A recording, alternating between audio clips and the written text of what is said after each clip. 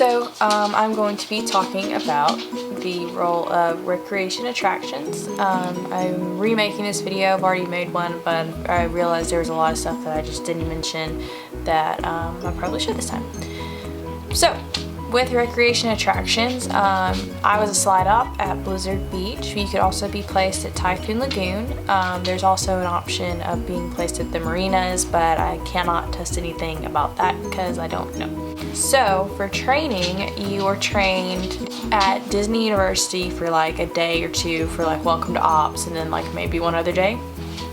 And then you have 3 days on location where you're learning each of the slides and how to spiel in those locations and what safety requirements to screen for. So you know what to do, and on the third day you're tested by a trainer, and then you pass, fail. So for shifts, there's a couple of different options. So at Blizzard Beach, you could get there, I might be wrong on these times because it's been a couple of years, but like 8, 9, 9:45, and 11. So the earlier you get there, the more work that you have to do to prep the park for open, like raking leaves, or if you're there really early in the morning, you could be there to slide test. So they'll usually take a lifeguard, possibly 2 lifeguards, and maybe a slide op, and the slide op will make sure that like any buttons that need to be pressed or like bars or whatever that needs to be lifted for someone to go down the slide happens.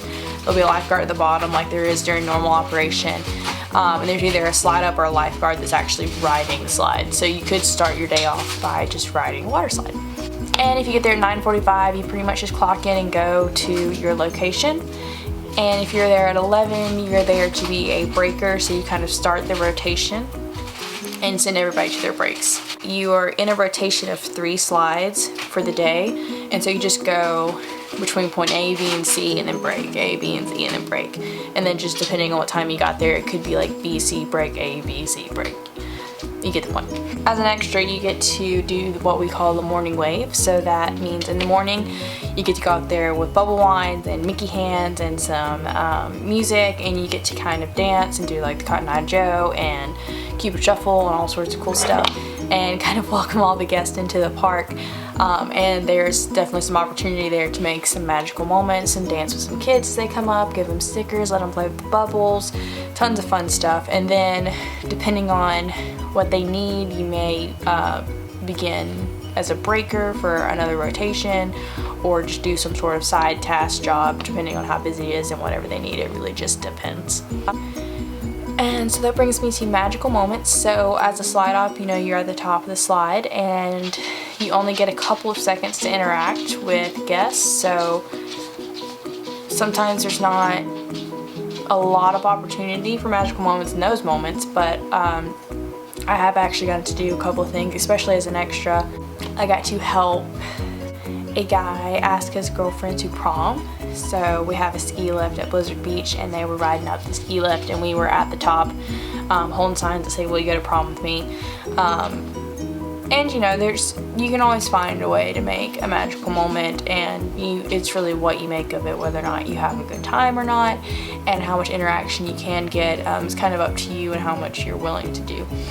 But there definitely is options and availability for magical moments and making those short interactions special.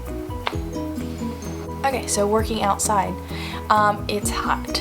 As you can see, I have a lot of tattoos, so I had to wear long sleeves, but the material that they have for the shirts is very breathable, especially when it gets wet, so it's not as bad as it seems. And there's also water coolers at every rotation, at least 1, 2 on some rotations. There's umbrellas. I think in some places there's fans, and you know, and in some slides you might have a couple of inches of water that you can stand in that kind of helps you cool off as well. And really, after you're there for like a week, it's not that bad and you get used to it.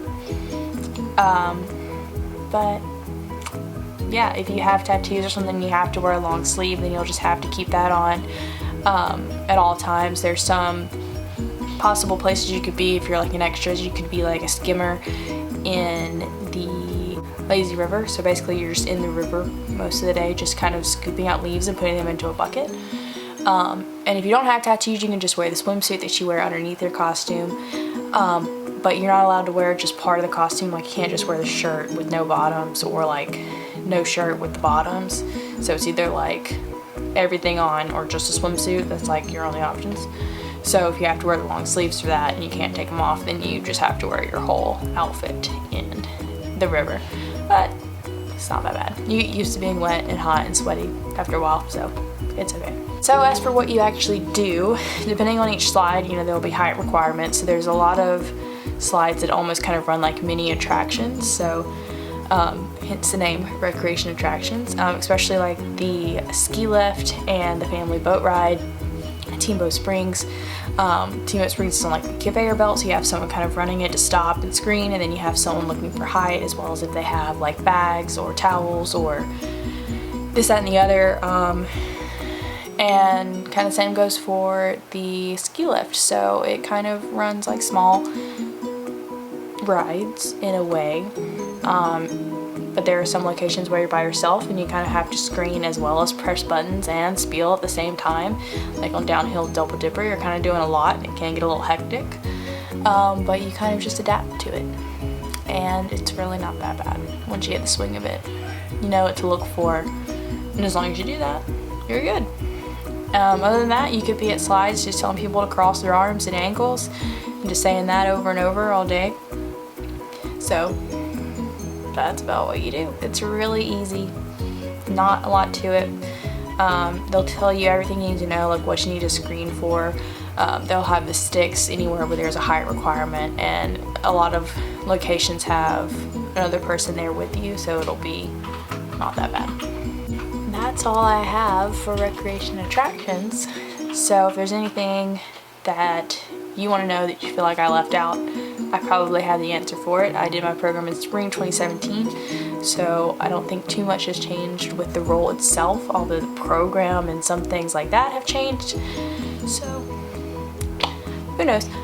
But I'll be making some more videos, especially since I've been accepted again for PhotoPass, and maybe some things on applying to professional internships, as I'm currently getting ready to interview for some of those as well, and just